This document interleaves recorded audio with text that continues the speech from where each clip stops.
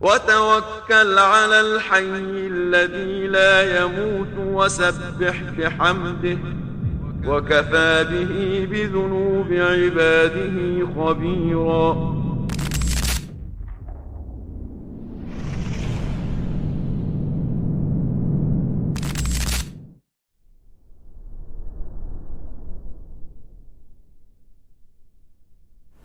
Dari kata apa syaitan itu berasal dari mana kita diperintahkan oleh Allah Ta'ala untuk meminta perlindungan kepada Allah Ta'ala dari syaitan yang mengatakan a'udzubillahi minasyaitonir rajim atau a'udzubillahi as-sami'il 'alim minasyaitonir rajim dan kalimat-kalimat semisal. Maka perlu kita membahas atau mengetahui tentang lafal as-syaitan dalam bahasa Arab. Dan dikatakan oleh Ibnu Katsir dalam tafsirnya atau awal tafsir beliau bahwa syaitan dalam bahasa Arab itu terambil dari kata syatuna tidak ba'da, yaitu asal makna syatuna itu ba'da, itu jauh. Dan dikatakan di sini bahwa ba'idun bi tab'ihi 'an tiba'il bashari wa ba'idun bi fisqihi 'an kulli khair.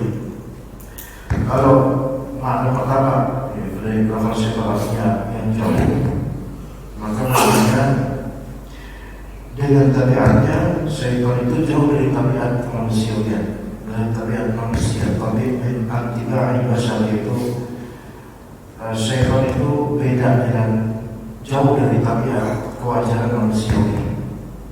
Itu maksudnya kalau manusia jauh atau dari bifisqi kulli khair, atau dengan kefasikannya syaitan itu dianggap jauh dari seluruh kebaikan.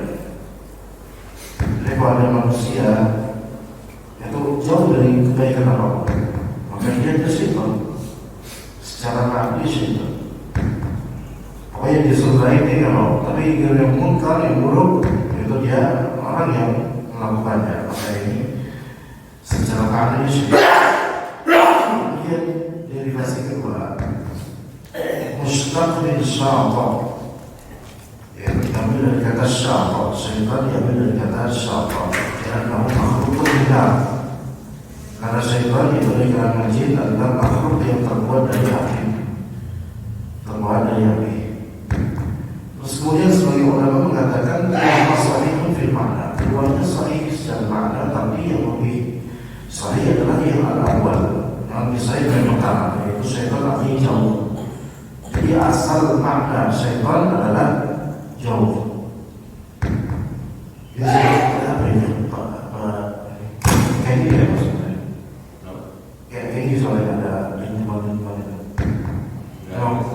Enggak, kali ini aja. Dan orang-orang Arab memang mengatakan begitu bahwasanya disebut syaitan karena jauh. Makanya Sibawayh berkata, Al-Arab taqulu tasyaitana fulanun idza fa'ala fi'la syayatin. Orang Arab bilang fulan itu telah menjadi setan. Ya fulan menyetan. Setan itu ketika dia melakukan perbuatan yang dilakukan oleh syaitan. Dan kemudian fasyaitan mushtaqun minal bu'di 'ala sahih. Syaitan itu terambil dari kata jauh, dari makna jauh. Itu menurut pendapat yang sahih.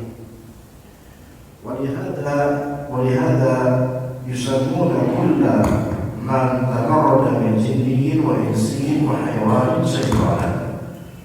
Oleh karena itu orang-orang Arab menamakan setiap pembangkang atau orang yang jauh dari ketaatan atau pihak yang jauh dari kebaikan, baik itu jin, manusia ataupun hewan, itu tetap disebut setan.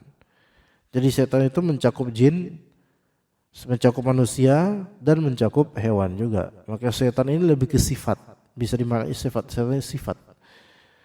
Ya manusia ada yang kesetanan, iya ada yang kesetanan. Kalau udah betul-betul melakukan perbuatan yang jauh dari ketaatan itu udah setan.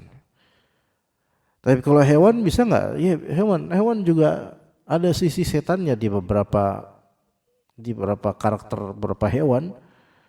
Ya terutama yang berwarna hitam, maka ini termasuk hewan yang disebut berkarakter setan. Maka kita sebenarnya ulama jenis-jenis binatang yang beragam warna, coba lihat versi warna hitamnya, pasti paling buruk kelakuannya, rata-rata begitu. Kucing pun begitu, walaupun bagi orang Indonesia kucing oranye itu lebih ngeselin kata mereka, tapi kucing hitam itu ya ada sisi syaitonnya dari segi sifat, bukan dianya adalah syaiton dari kalangan jin, bukan, belum tentu. Ya, di hadis juga disebutkan al-kalb al-aswad, anjing hitam itu juga merupakan syaitan. Nah, ini ulama ada yang mengatakan itu emang jelmaannya jin, ada ulama mengatakan bahwasanya anjing berwarna hitam disebut syaitan disebabkan karakter anjing hitam itu lebih buruk pada umumnya dibandingkan selain warna hitam. Dan juga memang kenyataannya kita kalau melihat binatang yang murni pure hitam mutlak semuanya itu memang terasa tidak baik dibandingkan warna-warna lainnya. Dukun pun kalau mensyaratkan dalam perdukunannya kadang-kadang pakai ayam cemani, yang mana itu warna hitam semua, sampai darahnya pun bukan darah merah. Ya, jadi memang hitam ini ada kedekatan dengan syaitan, tetapi bukan berarti warna secara zat hitam itu adalah representasi setan, nggak mesti. Ya, setan pun memang keluar di waktu malam. Di waktu malam, ya misalnya waktu sandekala, misalnya menjelang maghrib, ya ba'da maghrib gitu. Dan Rasulullah SAW sampai menyuruh anak-anak untuk pulang, dibawa yang ke rumah, ditutup pintu semua sampai wadah pun ditutup. Ini sesuatu yang Rasulullah SAW sunahkan, bahkan bisa menjadi kewajiban, ya karena menghindari madarat. Dan itu sudah 1400 tahun lalu Rasulullah SAW sebutkan itu. Dan sudah banyak cerita tentang digondol wewe dan semisalnya menjelang waktu maghrib buat anak-anak terutama. Itu udah banyak dan itu emang terjadi. Tiba-tiba hilang aja tuh anak, kancel kemana nggak ketahuan karena main di kebun dan semisalnya. Yang biasanya itu ada di pemukiman yang sepi, kebun-kebun. Kalau di perkotaan mungkin kadang atau tidak begitu berlaku, tapi di tempat-tempat yang masih banyak rindangan pohonnya dan sebagainya, maka itu berlaku. Dan memang itu terjadi. Maka di waktu-waktu gelap seperti itu, maka syaitan mulai bermunculan, mulai keluar dari persembunyiannya, dan ini disebutkan oleh Nabi SAW. Nah, itu terjadi memang terjadi dan terasa. Dan binatang yang karakternya nokturnal seperti ini, kalau kita lihat yaitu rata-rata ular berbisa itu mulai di jam segitu. Mulai di menjelang maghrib, ba'da maghrib itu keluar di jam-jam segitu. Kalau misalnya kita mungkin tinggal di dekat kebun atau persawahan atau tempat-tempat yang memang banyak komunitas atau habitat ularnya, maka rata-rata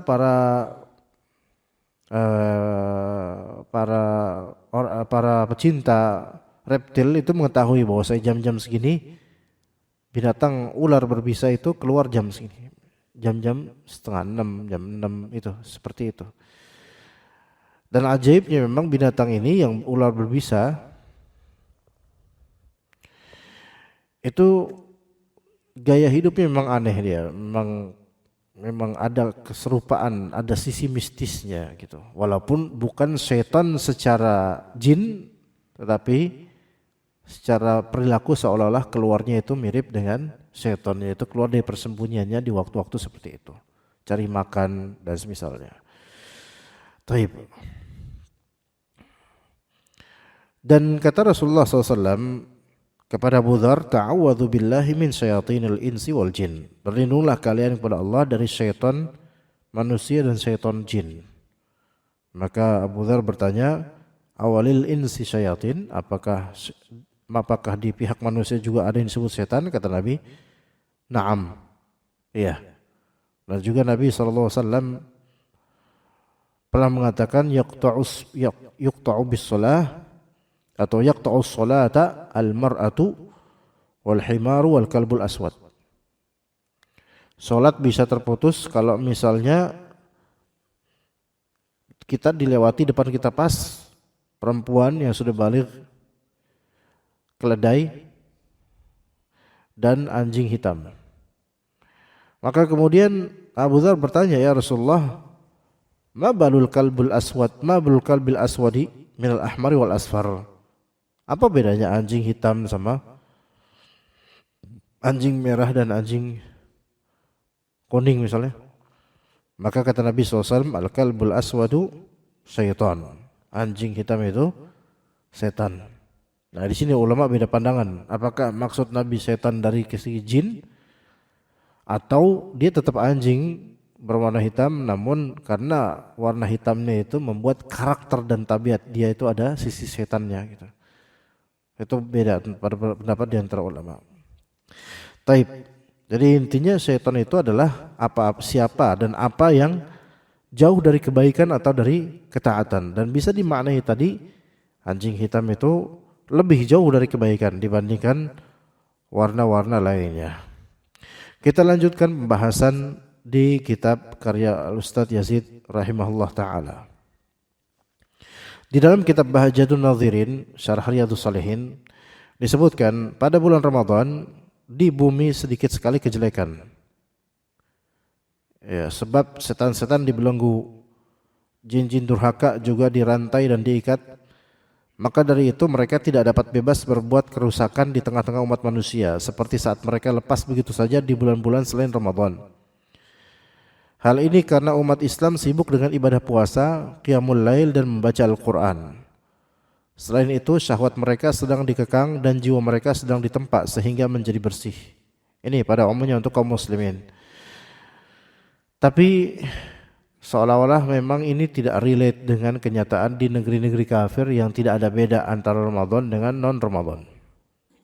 Tetap ada pada minum khamar, tetap aja pada judi, mereka tetap bermaksiat, ya, dosa-dosa besar.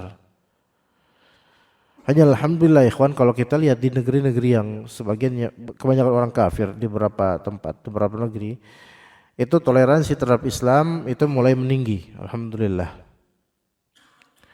Bahkan di bidang sepak bola aja, sampai sekarang di beberapa negara di Eropa, di liga resmi mereka, di bulan Ramadan, jika dilakukan di antara maghrib atau sore dan maghrib misalnya, maka pemain muslim walaupun satu orang yang mau buka puasa, pertandingan akan di-pause. Mempersilakan orang muslim ini, pemain muslim ini untuk apa? Buka puasa. Itu sekarang di Eropa sudah menjadi hal yang biasa. Jadi ada kemajuan, ya, ada kemajuan bagaimana orang-orang Eropa, orang-orang Barat itu sudah mulai mereka menghargai orang-orang Muslim, alhamdulillah. Dan bahkan ini menjadi sesuatu yang populer di mereka, ya, terlebih mungkin belakangan ini ketika banyak kaum Muslimin Palestina tertindas dan membuka cakrawala dan pandangan orang-orang Barat mengenai kelakuan orang-orang Yahudi di Palestina. Jadi kita melihat jemaah bahwa Islam ini ada kemungkinan suatu saat insya Allah berjaya, insya Allah di seluruh belahan bumi, bukan hanya Eropa, tapi butuh waktu yang panjang. Ya, kita berharap itu terjadi, namun lebih awal kita berharap Islam betul-betul diterapkan secara benar oleh orang-orang Indonesia di negeri ini gitu. Dari pemerintahnya sampai awamnya, rakyatnya. Itu terlebih dahulu, ya, lingkungan kita. Dan lebih spesifik lagi kita dan keluarga kita serta teman-teman kita dan tetangga kita. Ya, jadi kita berharap membangun negara Islam Tapi lingkungan kita juga harus diupayakan islami. Ya. Anda sebagai yang di wahana ini memiliki 3 tempat ya kawan. Itu bisa dirasakan untuk sholat aja sejujurnya dari 3 tempat ini, dari 3 blok yang berbeda. Nisbat antara 100% orang Islam itu mungkin yang sholat ke masjid enggak sampai 10% dari 100% ini. Bukankah gitu Pak? Ya enggak kira-kira ya? Enggak sampai 10% kan kalau misalnya di blok V, blok U, blok T, blok E gimana Pak? Sama di beberapa blok, nggak sampai 10% dari seluruh orang Islam yang ada di blok-blok kita itu. Ke masjid nggak sampai. Bahkan maghrib mungkin karena pulang kerja, kadang bapak-bapak masih ketemuan satu sama lain sambil ngobrol-ngobrol, ngopi-ngopi, udah azan maghrib, udah ini. Menjelang maghrib pun anak-anak kadang nggak diupayakan untuk masuk rumah. Itu terjadi di hampir seluruh blok mungkin, sebenarnya bukan wahana aja, di banyak perumahan banyak seperti ini, di kampung banyak juga seperti ini. Kadang-kadang kita ke masjid pun dengan pakaian baju koko dan seterusnya, alhamdulillah Allah beri kita hidayah, dan melewati beberapa bapak-bapak yang masih nyantai-nyantai, nggak ada prepare sama sekali untuk sholat gitu, misalnya maghrib lah gitu. Kalau maghrib aja kayak gitu, yang mana maghrib itu rame, lalu bagaimana dengan subuhnya? Nah ini sendiri masih ada PR buat kita semua. Ya, PR buat kita semua. Di beberapa RT juga misalnya dari rame nih, ada undangan nih di masjid ini, undangan maulidan, undangan tahlilan ini. Ayo hadir yuk gitu. Tapi setiap hari ketika diundang oleh Allah melalui muadzin untuk salat berjamaah, mereka semua itu enggak ada yang salat berjamaah. Giliran ada maulid, ada tahlil, baru datang. Ini terjadi bukan hanya wahana, di mana-mana. Ya, nah kita berharap momentum Ramadan semakin menyadarkanlah untuk ke masjid, sebagaimana yang kita kenang selalu di setiap Ramadan di Muhsinin sampai full. Sekarang coba bayangkan kalau hari-hari kita nih, hari-hari biasa, kayak sekarang Rajab, Sya'ban atau bulan-bulan non Ramadan, seandainya nih Masjid Al-Muhsinin kalau salat subuh jemaahnya itu sampai 7 shaf. 7 shaf. Sekarang kita berapa shaf ya? 3 shaf ya insyaallah ya. Dan kemungkinan itu kemajuan ya dibandingkan 5 tahun lalu atau kayak 3 shaf. Apakah kita percaya pada Allah Ta'ala bahwasanya pada waktunya nanti insyaallah bisa sampai 7 shaf salat subuh selain Ramadan? Coba rasain deh pas Ramadan rasain gimana di hati antum. Pas Ramadan Masjid Al-Muhsinin yang biasa kita salat di sini subuhnya 7 shaf. Pernah enggak biasa gitu enggak? Gimana rasa hati antum? Seneng enggak? Seneng. Bukan kita kesel ya baru sekarang lo kayak gini. Enggak, kita enggak kayak gitu rasanya. Tapi apa? Seneng ngeliat jemaah yang wajahnya asing di masjid, terus pada ke masjid. Ngeliat anak-anak ramai di masjid, seneng gak hati kita? Seneng. Seneng banget itu. Dan mudah-mudahan insya Allah pada waktunya Allah beri semuanya dari kita hidayah semua, kemudian bisa 7 shaf, bahkan berauran sampai luar Ruber, bukan karena ada pengajian ustadz terkenal, bukan, tapi karena sholat subuh gitu loh, karena sholat subuh. Ya, dan itu sangat membahagiakan. Tapi oke lah, kita ambillah kebahagiaan ini di bulan Ramadan karena spesial, alhamdulillah. Kita doakan semoga tetangga-tetangga kita semua dan juga kita tentunya Allah berikan hidayah supaya istiqomah, bisa ke masjid ya. Dimulai dari orang-orang yang dikenal ke masjid, mencontohkan, mengajak. Bahkan kita jalan aja pakai baju koko aja itu udah menyeru mereka untuk ayo sholat, ayo ke masjid supaya mereka ingat sholat, ingat Allah. Ya dakwah di lingkungan aja ya seperti ini cuma. Kadang lebih berat dibandingkan dakwah ceramah. Ya lebih berat, ngajak itu lebih berat di lingkungan kadang dibandingkan dengan ceramah.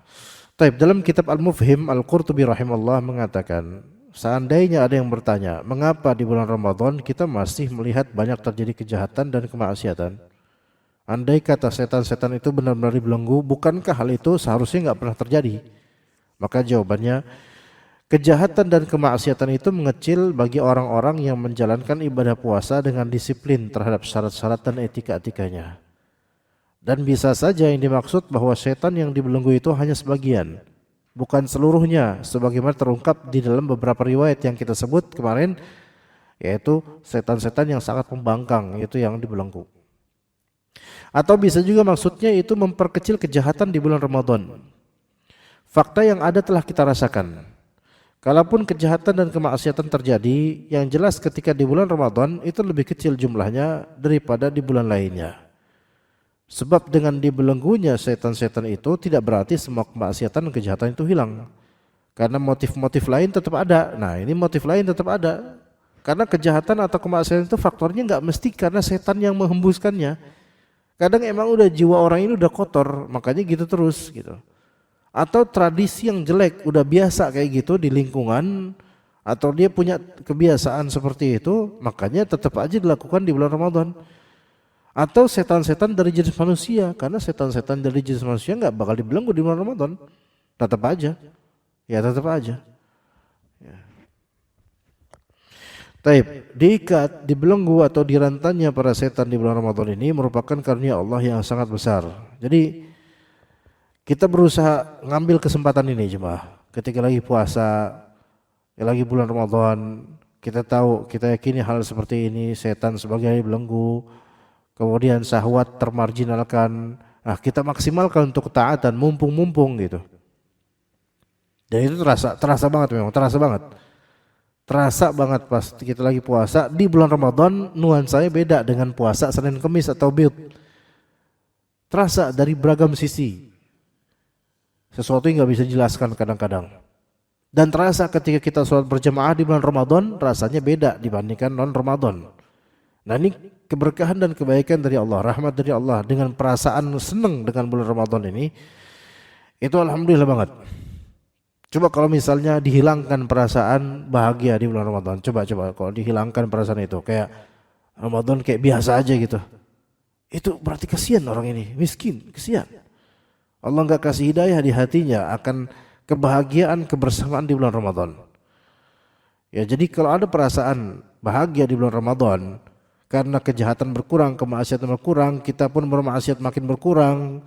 Kita tuh pengennya taat aja, pengennya zikir aja, pengen memperbanyak bacaan Al-Quran, terus pengen menimba ilmu lebih, itu perasaan itu atau hidayah, itu hidayah yang besar ya Allah Ta'ala. Ya, kemudian setan itu tidak pernah berhenti memang mengganggu umat manusia. Iblis dan bala tentaranya telah mengumandangkan peperangan terhadap umat manusia. Mereka selalu berupaya untuk menyesatkan seluruh manusia, itu semua iblis dan setan dari kalangan jin, semuanya kayak gitu. Nggak ada iblis, nggak ada setan, walaupun istilahnya khodam atau apa gitu, jin korin khodam atau semisalnya, nggak ada yang nggak memerangi manusia. Semuanya memerangi manusia, semuanya, mau jenis jin apapun, itu semuanya sebenarnya musuhnya manusia. Walaupun manusia pengen punya teman berupa jin, tetap itu jin secara zat dia itu diadakan oleh Allah sebagai musuhnya manusia. Musuhnya manusia, walaupun merasa itu korin, merasa itu khodam. Ya, itu yang harus diakidahkan, bukan malah justru dicari, dijadikan teman. Jadi sampai kapanpun mereka memusuhi kita dan pengen menggelincirkan kita sampai jatuh ke dalam kemaksiatan. Yang kerap kali setan itu tentu lebih senang antum melanggar perintah Allah dan larangannya dibandingkan antum jatuh kecelakaan. Iya. Dibandingkan antum kena musibah kecelakaan, setan lebih senang kena musibah keagamaan.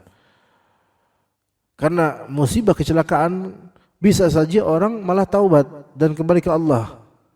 Tapi musibah keagamaan orang makin sesat, itu yang diinginkan oleh setan. Allah Ta'ala berfirman mengisahkan bagaimana perkataan iblis di surat Al-Hijr. Qala rabbi fa'anzirni ila yaumi yub'atsun. Qala fa'innaka minal munzarina ila yaumil waqtil ma'lum. Qala rabbi bima aghwaytani la uzayyinanna lahum fil ardi wa la ughwiyannahum ajma'in. Iblis berkata, wahai Rabbku, kalau begitu berikanlah penangguhan bagiku sampai hari manusia dibangkitkan. Allah Ta'ala menjawab, baiklah, sungguh engkau termasuk yang diberi penangguhan sampai hari yang ditentukan, itu kiamat nanti. Iblis berkata, Rabbku, oleh karena engkau telah memutuskan bahwa aku sesat, aku pasti akan jadikan kejahatan terasa indah bagi mereka di bumi, dan aku akan menyesatkan mereka semuanya. Di sini dua hal, karena engkau telah menyesatkanku ya Allah. Ya, bukan, Iblis nggak ngomong ya Allah. Iblis mengatakan ya Rabbi, wahai Tuhanku, wahai penciptaku. Karena Iblis ada seolah-olah saya nggak menyembahmu wahai Tuhan, tapi saya akui engkau adalah Tuhan. Itu syaitan seperti Iblis seperti itu. Iblis tahu ini Allah Ta'ala adalah Rabbnya, penciptanya. Tapi kenapa Iblis dikatakan sini mengatakan Rabbi, bukan ilahi, bukan ya Allah. Karena Rabbi artinya wahai penciptaku. Adapun ya Allah atau ilahi artinya wahai sesembahanku. Jadi seolah-olah Iblis itu menyatakan saya enggak nyembah engkau, tapi saya tahu engkau pencipta saya. Nah, Rabbi bima aghwaytani, wahai pencipta saya, karena engkau telah menjadikan atau menyesatkan saya, maka saya akan melakukan dua hal secara absolut. Satu, la uzayyinanna lahum fil ard. Saya akan jadikan kejahatan, keburukan, kemaksiatan, kebid'ahan, kesyirikan itu terasa indah bagi mereka di bumi ini. Itu satu, tazyin. Terasa indah kejahatan itu di muka bumi ini. Kedua, wala ughwiyannahum ajma'in. Dan aku akan menyesatkan, membelokkan mereka semua. Ya, jadi dua hal sini. Satu, yaitu diperdaya dari segi pandangan terhadap keburukan. Jadi seolah-olah indah, bungkusannya indah. La uzayyinanna lahum fil ard. Selama di bumi ini banyak keburukan-keburukan yang dibuat tuh indah, dihiasin oleh syaitan. Kemudian yang kedua, disesatkan, wala ughwiyannahum ajma'in. Ghawa yaitu menyimpang. Dan hal yang paling membuat seseorang menyimpang atau berpindah pandangan dari istiqamah adalah keindahan, keburukan, kejahatan dibuat indah. Dibuat indah, dibuat enak gitu, dibuat nyaman. Dunia dan semisalnya dari berlebihan, sikap berlebihan dan seolah-olah baik, seolah indah, enak, nikmat. Kayak orang ngelem itu kan gak enak, tapi dibuat indah, kerasa ngefly, kerasa enak gitu loh. Cuman nyium kayak terbang, kayak enak banget rasanya, padahal itu gak enak sebenarnya, tapi dibuat indah. Nah seperti itulah. Begitu juga di surah Al-A'raf serupa dengan itu, qala anzirni ila yaumi yub'atsun. Iblis berkata, berilah aku penangguhan waktu sampai hari mereka dibangkitkan. Qala innaka minal munzarin. Benar, sungguh engkau termasuk yang diberi waktu, penangguhan waktu. Makanya sampai sekarang iblis masih ada. Masih hidup, enggak mati-mati iblis itu. Enggak bisa dimatiin sekarang. Karena memang Allah abadikan sampai hari kiamat nanti baru mati. Sekarang masih eksis. Qala fa bima aghwaytani la aqudanna lahum siratal mustaqim. ثم لآتينهم من بين أيديهم ومن خلفهم وعن أيمانهم وعن شمائلهم ولا تجد أكثرهم شاكرين. Masya Allah ini. Karena engkau telah memutuskan bahwa aku sesat ya wahai Tuhan. Ini karena gara-gara ini sini lihat. Iblis itu bilang saya bakal berbuat jelek. Saya bakal menghiasi manusia, menghiasi keburukan, saya bakal menyesatkan banyak orang. Tapi itu gara-gara engkau menyesatkanku wahai Tuhan. Nah itu, jadi iblis itu kayak mencari alasan bahwa saya itu kayak gini, kelakuan saya kayak gini, itu gara-gara engkau wahai Tuhan. Jadi jeleknya kayak gitu. Nah orang kadang seperti itu, berbuat buruk, tapi kemudian mencari alasan yaitu gara-gara ente saya kayak gini gitu. Padahal kan itu kan berbuat buruk kan opsional. Antum berbuat buruk karena antum memilih itu. Jangan antum yang berbuat buruk, lah orang lain yang disalahin atau keadaan lain yang disalahin. Padahal lah itu kan perbuatan buruk antum. Maka udah, akuin aja, tapi setan iblis nggak mau ngaku. Melainkan iblis berkata dalam di surat Al-Hijr disebutkan dan Al-A'raf, yaitu bima aghwaytani atau fabima aghwaytani, gara-gara engkau memvonis saya sesat, gara-gara engkau memutuskan saya sesat, maka saya kayak gini. Itu serupa dengan kayak misalnya kita berbuat maksiat, kita berbuat keburukan, bid'ah, kezaliman, penyimpangan, kesyirikan dan seterusnya. Kemudian kita beralasan dengan apa? Takdir Allah. Ini gara-gara takdir Allah saya itu kayak gini. Ini karena Allah mentakdirkan saya kayak gini, maka saya berbuat maksiat gini. Padahal enggak bisa itu berapologi seperti itu. Itu adalah traknya setan untuk mengalihkan seolah-olah perbuatan salah saya itu jangan dong disalahin sayanya gara-gara situ atau gara-gara keadaan atau gara-gara ini, enggak bisa kayak gitu. Karena keadaan bagaimanapun namanya perbuatan baik dan buruk itu selalu menjadi opsional, yaitu pilihan. Jangan beralasan takdir kemudian kita memilih keburukan karena itu treknya setan. Maka fabima aghwaytani, karena engkau telah memutuskan saya itu sesat, la aqudanna lahum siratal mustaqim. Maka pasti akan selalu saya halangi mereka dari jalan yang lurus. Ya kita pengen jadi orang benar, tapi kehalang, ada aja kehalang. Kita pengen jadi orang jujur, ada aja pikiran yang halangin dan seterusnya. Kemudian tsumma la'atiyannahum, saya bakal datengin mereka semua manusia-manusia ini, min baina aidihim, dari depan, wa min khalfihim, dari belakang, wa an aymanihim, dari kanan, wa an syama'ilihim, dari kiri. Jadi dari seluruh arah yang wajar itu setan nyari celah. Maka coba kalau misalnya nih kita mikir ini, kalau antum lewat dimanapun di wahana misal jalan gitu, ya aman. Tapi kalau antum ingat ayat-ayat seperti ini, mau jalan di wahana lah, mau di kantor lah, mau di mana kayak gitu, maka selama kita di bumi dan masih dalam dunia ini, maka setan itu datang dari arah mana aja, ya, dari arah mana aja, ya, dan nggak harus kita ke tempat angker baru kita ngerasa setan itu datang, nggak. Ada pernah ngobrol sama satpam ini Pak Sain, Pak yang satpam di blok ya, blok apa ini? T1 ya, T1 sama S2 ya. Nah itu kata beliau, Pak Ustadz, saya kok ngeliat pojokan situ, itu nggak enak banget Pak Ustadz, pojokan ini Pak, belokan ini nih. Dan kata orang lain juga di sini juga nggak enak nuansanya itu, padahal ada lampu, gimana kalau nggak ada lampu gitu kan? Belokan sini tuh kayak nggak enak. Nah, ini biasa yang suka ngeliat jin biasanya situ emang nggak enak kali. Ya saya kok kan beliau ngejaga di situ, berarti kan sering ngeliat sana gitu kan? Itu nggak enak banget kalau sana nuansa saya lewat sana mesti nggak enak. Itu satu ya. Yang kadang-kadang emang orang ada kayak gitu. Kalau saya lewat sini tuh mesti nggak enak. Itu selalu kayak gitu. Di mana-mana tuh ada orang seperti itu ya. Oke, dari situ kita berpikir, gak enak karena apa? Ya karena mistis, jin dan semisalnya.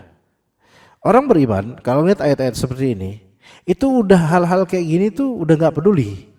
Karena mau di pojokan kek, mau di rumah dukun kek, mau di rumah kosong kek, yang lebih kita konsentrasikan apa? Mau dimanapun, walaupun di masjid bahkan, setan tetap apa?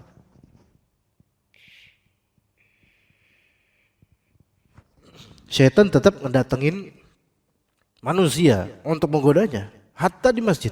Bukankah ada setan yang bernama Khanzab yang mengganggu orang sholat walaupun di masjid?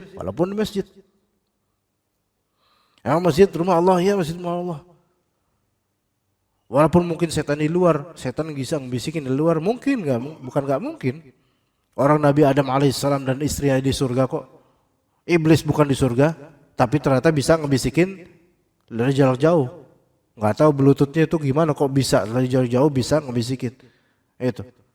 Jadi di bumi manapun kita, kalau misalnya bilang pohon beringin, angker misalnya, banyak jin dan seterusnya, kita orang beriman, ahlus sunnah wal jamaah, tahu hadis-hadis dan ayat-ayat, itu udah hal kayak gitu udah receh.